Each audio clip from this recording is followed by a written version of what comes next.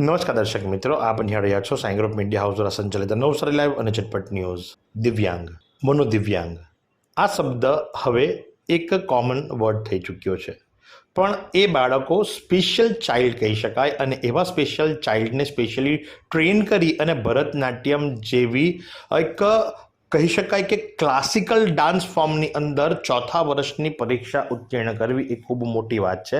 ખાસ કરીને જો વાત કરીએ તો નવસારીની દીકરી એટલે કે તન્વી નીતિનભાઈ પટેલે ભરતનાટ્યમ જેવી ક્લાસિકલ ડાન્સ ફોર્મની ચોથા વર્ષની જે પરીક્ષા ખરી એ પાસ કરી છે.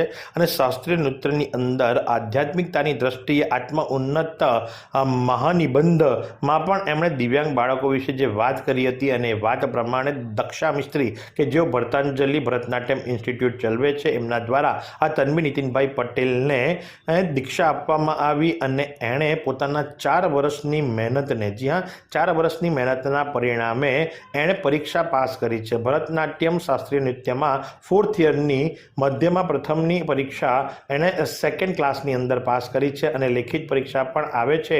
અને એ ગૌરવની વાત છે કે હિંમત ન હારતા આ દીકરી કે જે દિવ્યાંગ છે, સ્પેશિયલ ચાઇલ્ડ છે, એણે હિંમત ભેર આ નૃત્યની અંદર ઉત્તીર્ણતા પ્રાપ્ત કરી છે. તો એ પ્રસંગે દીકરી શું જણાવી રહી છે, એટલે કે તન્વી શું જણાવી રહી છે, ચાલો આપણે સાંભળીએ.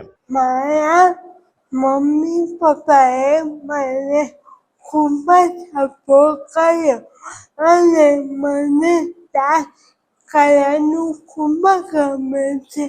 એટલે ભગવાને મને 10 ચિત્ર આપ્યા ને મેં મારા પાસે ખૂબ મહેનત કરીને મને ફી પણ નથી અને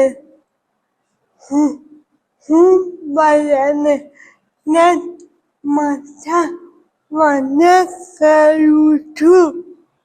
શું તમે શરીરના સાંધાના દુખાવાથી પીડાઈ રહ્યા છો કે પછી તમે કોઈ સ્પોર્ટ્સ ઇન્જરીથી પીડાઈ રહ્યા છો? લકવાની બીમારી બાદની પીડા સહન કરી રહ્યા છો? શું તમને સ્પાઇનલ પ્રોબ્લેમ છે? તો આ તમામ દુખાવાને હવે બાય કરી દો, કારણ કે માસ્ટર ડિગ્રી ધરાવતા ખૂબ જ અનુભવી ફિઝિયોથેરાપિસ્ટ ડૉક્ટર અમિત પટેલ પાસે તમે આ તમામ સમસ્યાઓનું સચોટ નિદાન કરાવી ફરીથી નોર્મલ જિંદગી જીવી શકો છો. તો સરનામું નોંધી લો. Comprehensive care centre, DD street, library પાસે, અનુરાગ સારીઝની લાઇનમાં, નવસારી. તો સાથે જ તન્વીના પિતા નીતિનભાઈ પટેલ પોતાની દીકરી વિશે શું કહી રહ્યા છે, ચાલો આપણે સાંભળીએ. મારું નામ નીતિન રોજીભાઈ પટેલ છે અને મારા દીકરી તન્વી નીતિન પટેલ છે. એ 4 વર્ષથી અહીંયા ભરતનાટ્યમમાં આવે છે અને એને લખવામાં અને બોલવામાં પ્રોબ્લેમ હતો, છતાં પણ એને આ પરીક્ષા આપી છે.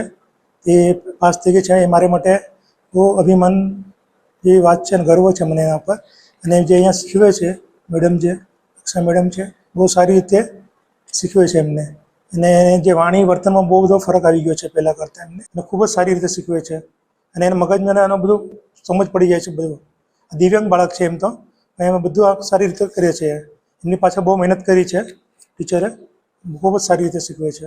તો સાથે જ તન્વીની સાથે જોડાયેલા અન્ય વિદ્યાર્થીઓ કે જે નોર્મલ બાળકો છે અને એમની સાથે જ્યારે કમ્પ્લીટ કરે છે, એમની સાથે જ્યારે કોમ્પિટિશનની અંદર ઉતરે છે, તો એ બાળકો પોતાનો અભિપ્રાય આપી રહ્યા છે. બાળકો શું કહી રહ્યા છે, ચાલો આપણે સાંભળીએ. લેખિત પરીક્ષામાં તન્વી મારી આગળ જ હતી અને પરીક્ષા પૂરી થવાને 5 મિનિટ બાકી હતી ને તન્વીએ રિક્વેસ્ટ કરી કે મને પેપર પૂરું કરી દેવા માટે વિનંતી. એમ તો સર પરીક્ષક એટલા કઠોર હતા કે એમના પર એની ઉણપ પણ ન જોઈ અને એના પર દયા પણ ન દર્શાવી, છતાં એણે પેપર પૂરું કર્યું. એટલે પોતે ખૂબ આત્મવિશ્વાસુ અને મહેનતુ છે. તન્વી દીદી અમારા ક્લાસના મોનિટર છે, જે ખૂબ જ એક્યુરેટ અને હાર્ડવર્કિંગ છે. તન્વી દીદી અમને ખૂબ સારી વાતો શીખવે છે અને અમે એમને ખૂબ સપોર્ટ કરીએ છીએ.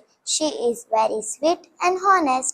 મારે તન્વી દીદીની જેમ ખૂબ જ મહેનત કરવી છે અને પંક્ચ્યુઅલ બનવું છે.